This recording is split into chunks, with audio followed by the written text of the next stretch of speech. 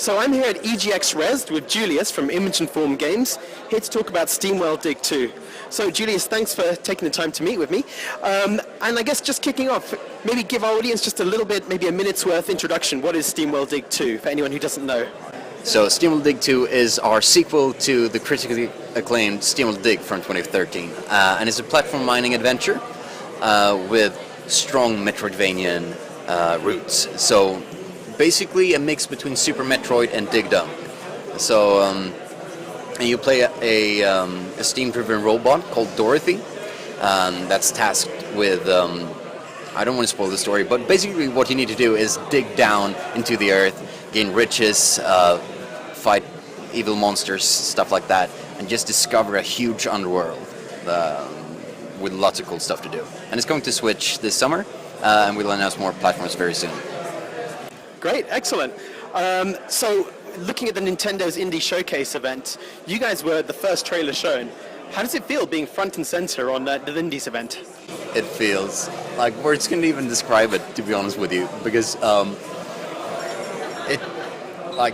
Nintendo's been treating us like royalty. They've been so good to us, and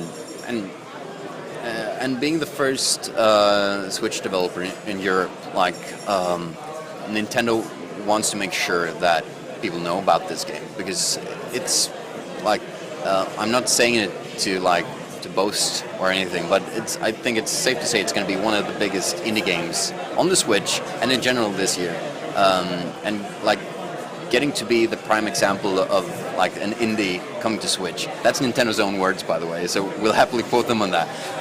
It feels so good, really, really good. Excellent, okay. Well, Dig 1 and Heist, they were both massive hits on the DS and the Wii U. So Tower Defense, that was the first game you guys released on the DSi, and then Dig 1, Heist, they came to Nintendo platforms first. Is there any kind of nostalgic connection that you guys have that drives those decisions to release on Nintendo first? Oh, that's a great question. The thing is, people often ask us if Nintendo is funding our development, because we generally like to debut on Nintendo platforms. The main reason, I think, is because we're huge Nintendo fans. We love Nintendo platforms ourselves and play, the entire office is playing Zelda at the moment and loving it, like everyone else, sure. on their new Switches, of course.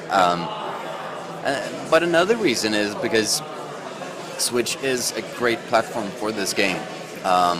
It's going to work well in both TV mode and handheld mode, and we're making sure it's 1080 60 frames per second on TV and 720 60 frames per second on the handheld mode as well.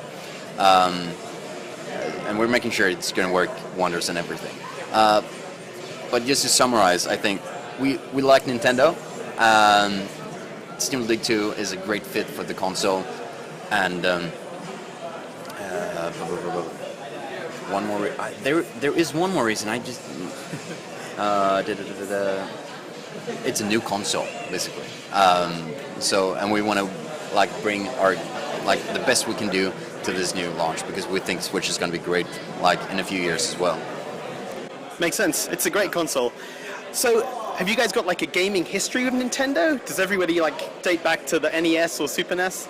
Yeah, I think most of us are between 25 and 40. So many of us grew up with NES, Super Nintendo. My first console was the 64, so I'm You're a bit younger then. I'm a bit younger. But yeah, of course we do love Nintendo. But I want to have even though the game is debuting on Switch, we've said nothing about it being a timed exclusive, not even on day one. So we'll announce more platforms very soon. So stay tuned for that as well. Great, okay. So I love Dig 1, but I got to say Heist was probably my game of the year last year. So are there any kind of learnings or takeaways you've had from Heist in terms of the gameplay that have translated to Dig 2? Or is it more kind of an evolution of Dig, essentially? I would say it's both. That's a really good question. The games they're different genres, of course, like platformer versus strategy game. But we learned so much doing Heist in terms of level design, I'd say. And just making a big game, creating a big story, creating interesting characters. Because Dig 1 is a very like comparatively small effort. So we learned so much doing Heist, and I think you're going to see some of those strategy elements you'll find in Dig 2 as well. Because just like the first one, you can literally dig your own grave, and we've applied some of the strategy thinking to this game as well. But the biggest one I'd say is the evolution of the art style, the evolution of like all our quirky characters, the story, and like the overall lore as well. Because now this is the 4th game in the series, and we've really like created this massive universe, and I think you're going to see it all nicely tied together in Dig 2. There are many connections to the other games as well. Okay, great.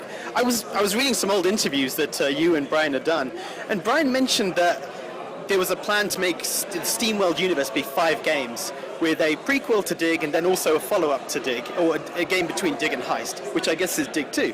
So is there still kind of plans that you guys have to make a prequel to Dig? I don't know, actually. The thing is, we had, I think I know which interview you're referring to. We had, like, after we made the first Dig, we actually, like, split up our team in 2. And decided to create smaller games. But that didn't, and one of them was a prequel to Steamworld Dig. But, you know, we only worked on it for a few months. We didn't create any custom graphics or designs for it. It's just a mock-up, basically. And then we decided, you know, let's make something big instead. And we just changed our minds and made like the biggest game we've ever created instead. Great. Okay. Yeah. But like to go back to the overall plan for Steamworld, I don't think we're limited to 5 games at all. Like we're already on our 4th, and I know we have a ton of ideas at home for both new IPs and of course new Steamworld games. So I would be surprised if we only make 5 Steamworld games in the long run. Okay, that's good to hear. So it's good. You've obviously featured very heavily on the Switch. Just a general question then, as a gamer and as someone who's involved in the game development making process, what's your take on the Switch not having like an achievement or trophy system? Do you think it's a good thing to like let players be free in terms of how they experience, or would you prefer to have one so that it gives players an incentive to look for different things on the map? The thing is, I really like the achievement system on Steam and Xbox. You know, on every other platform basically. I do enjoy it. I don't think it's necessary for people to enjoy the game, but it's a nice feature to have. You know, what's cool about Switch is how modern it is. Like in terms of it's, I know the UI is very basic at the moment, but this is just my take on it. But I think Nintendo is going to evolve like the entire ecosystem in the coming years and months. So who knows? Maybe they implement an achievement system. It wouldn't surprise me, and I would enjoy it. But I don't think it's necessary to enjoy the games. Sure, that makes sense. So last couple of questions. There have been some great modern Metroidvania games like Guacamelee, the recent Shantae game, Axiom Verge. Do you guys look at those games and like take any learnings away from them? Oh, that's a great question. Yeah, the thing is, we're heavily inspired by games we like, of course. And that's no secret. Heist was like a mix between. We played XCOM. I felt like, oh, we can make something with this. Put our own twist to it. And then we looked at Worms and got the aiming system from there. And the first Dig was also like a mix between Dig Dug, Motherlode, Metroid, of course. So that's how we make games in general. But I don't know which recent Metroidvanias we looked at the most, I think, but of course we do look at the competition. And I think it's safe to say that we like take the best from everything and put our own twist to it. Makes sense. And last question, so from you personally, what's your favorite old school Metroidvania game and why?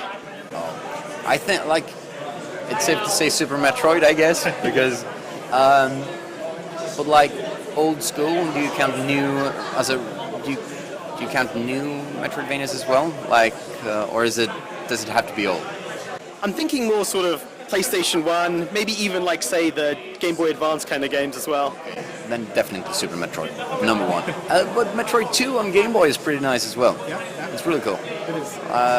Probably my top 2 favorites, I'd say. Great. Julius, thank you very much for your time. Looking forward to try Steamworld Dig 2. It's awesome. Thanks so much.